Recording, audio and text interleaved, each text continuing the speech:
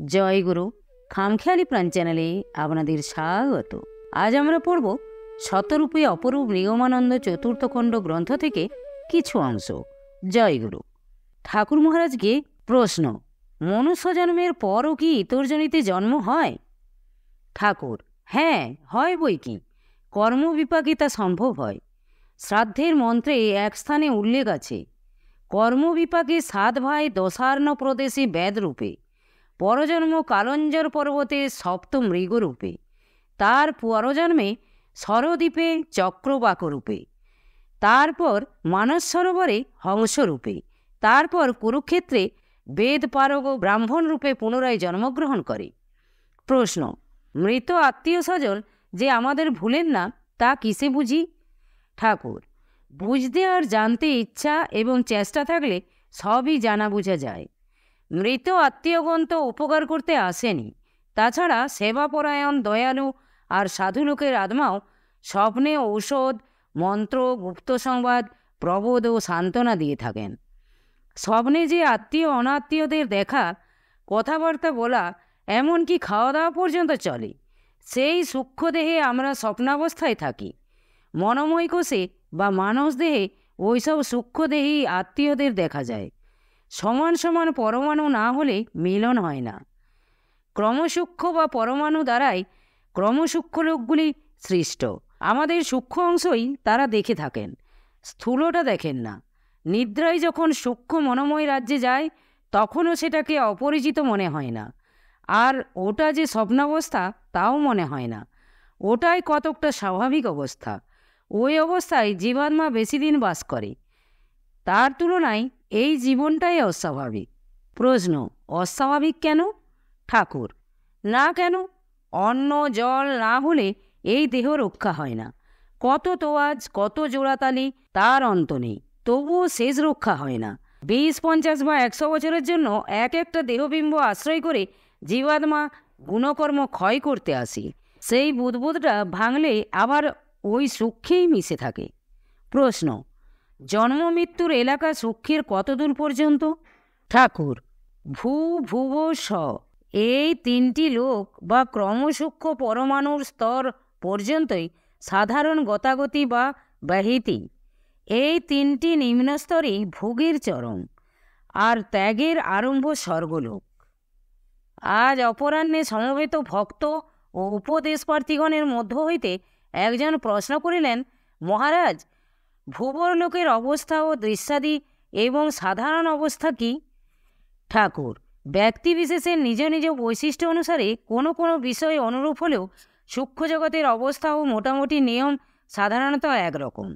অতিবাহিক জীবনের শেষ অংশ মানুষ যে জগতে অতিবাহিত করে, সেখানে গিয়ে নিজ নিজ ইচ্ছামতো কল্পিত দৃশ্য, স্থান বা মূর্তি বেছে নিয়ে তার পক্ষপাতী হয় আর অন্যগুলিকে বাদ দেয়। এই পৃথিবীতে যেমন এক জাতীয় এক ধর্মাবলম্বী লোক একসঙ্গে থাকতে ভালোবাসে, সেখানেও ঠিক তেমনি। সেখানেও মানুষ নিজ নিজ চিন্তামূর্তি দেখে এমন নয়, এছাড়া অপরের চিন্তামূর্তিও সেখানে বহু থাকে। এক বিষয়ের যত চিন্তা প্রবলভাবে করা হয়েছে সেগুলো সব ওইখানে মূর্তি ধরে জমা হয়ে আছে। বিভিন্ন ধর্মে স্বর্গ নরক সম্বন্ধে যেমন চিন্তা ও বর্ণনা করা হয়েছে, সেই চিন্তাগুলিও রূপ ধরে সেখানে সূক্ষ্মে বিরাজ করছে। সেখানে গিয়ে যার যার অভিপ্রেত মূর্তি বা স্থান বেছে নেয়। ভূবর লোক গেলে ভূলোকটা অতি স্থূল দুঃখময় মনে হয়, আবার স্বর্গে গেলে ভূবর লোকটা হ্যাই বোধ হয়। এইভাবে যতই ঊর্ধ্বলোকে বা ক্রম সূক্ষ্ম স্তরে যাবে ততই নিম্নস্তরগুলি অতি স্থূল নগণ্য মনে হবে। প্রশ্ন, অদৃষ্টই বড় না পুরুষাকার বড়? ঠাকুর, কেউ বড় নয়, দুটোই মিলে বড়। যেমন অন্ধ আর খঞ্জ। অন্ধ নিজে স্বাধীনভাবে চলতে পারে না, খঞ্জেরও চলচ্ছক্তি নেই, কিন্তু দুয়ে মিলে কাজ চালাতে পারে। অন্ধের ঘাড়ে যদি খঞ্জ চাপে তবে সে অন্ধকে পথ দেখিয়ে নিতে আর ভিক্ষে শিক্ষে করে খেতে পড়তে পারে। অদৃষ্ট, যা দেখবার উপায় নেই। পূর্বজন্মের কর্মফলের সমষ্টিকেই অদৃষ্ট বলা হয়। যে তীর হাত থেকে ছোড়া হয়েছে তা এক জায়গায় পড়বেই, কর্মের ফলও ভুগতেই হবে, তাই অদৃষ্ট অন্ধ। সকলের সব চেষ্টা যত্ন সফল হওয়া সম্ভব নয় বলেই পুরস্কার খঞ্জ। পুরস্কার বা কর্ম নিয়ে কর্মকে নাশ করে, পরে দুটোকেই ত্যাগ করতে হয়। কণ্টকে নৈব কণ্টকম। কাটা দিয়ে কাটা তুলে পরে দুটোকেই ফেলে দিতে হয়। সেই ফেলে দেওয়া অবস্থাটাই শ্রী ভগবানে আত্মসমর্পণ এনে দেয়। প্রশ্ন: মদ মাংস দিয়ে কি যথার্থ সাধন হয়? ঠাকুর: হবে না কেন? পরম দয়াল কলিপাবন সদাশিব কি ভ্রান্ত ছিলেন? তন্ত্রের উদ্দেশ্য ভোগপথে ত্যাগের সাধন কৌশল। মানুষ যদি ভরাডুবি হয়ে জলে পড়ে, তখন সেই প্রাণঘাতী জলের আশ্রয়েই সাঁতার দিতে হবে। তার লক্ষ্য থাকবে কুল।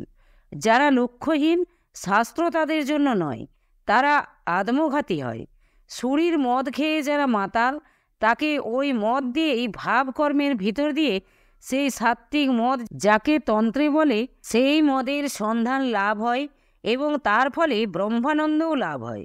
যোগের ফলে যেমন ব্রহ্মানন্দ লাভ হয়, তেমনি মাদকদ্রব্যের সাহায্যেও মানুষের অর্ধচেতন এবং অবচেতন মনের ক্রিয়া প্রকাশ পায়। শিক্ষিত অশিক্ষিত সর্বশ্রেণীর মানুষ মাতাল অবস্থায় একটা অনির্বচনীয় আনন্দের কিঞ্চিত আভাস পায়, কিন্তু সেটুকু কোথা থেকে আসে তা বুঝতে পারে না। নেশা ছুটে গেলে আর সে আনন্দের রেশটুকুও থাকে না।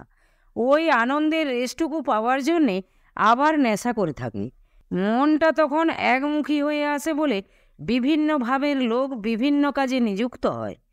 তন্ত্রে পঞ্চমকার সম্বন্ধে অধিকারী নির্ণয় এবং বহু বিধিনিষেধও আছে। সাত্ত্বিক, রাজসিক এবং তামসিক ভেদে পঞ্চমকারও 3 রকম। সাত্ত্বিক মদ হচ্ছে ব্রহ্মরন্ধ্র থেকে দিবারাত্র যে সোমধারা বা অমৃত ক্ষরণ হচ্ছে, সেই অমৃত খেচুরি মুদ্রায় যে সাধক পান করে, সেই মদ্য সাধক। দ্বিতীয় মাংস। মা অর্থ জিহা আর তার অংশকে কথা বলে। বাক সংযমী বা মৌনী ব্যক্তি মাংস সাধক। তৃতীয় ইড়া পিঙ্গলা নামে 2টো নাড়ি বাম দক্ষিণ নাকে সর্বদা বায়ু বহন করে, তাকে বলা হয় যমুনা আর গঙ্গা নদী। সেই নদীতে নিঃশ্বাস প্রশ্বাস নামে 2টি মাছ আছে। কুম্ভক সাধনায় যে যোগী সে নিঃশ্বাস প্রশ্বাস রোধ করতে পারে, সেই হল মৎস্য সাধক।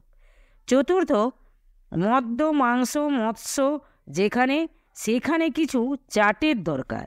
তাই এখানে চাট হচ্ছে শিরস্থিত সহস্র দলপদ্মের মধ্যে মুদ্রিত কর্ণিকায় বিশুদ্ধ পারদের মতো নির্মল আত্মা অবস্থিত আছেন।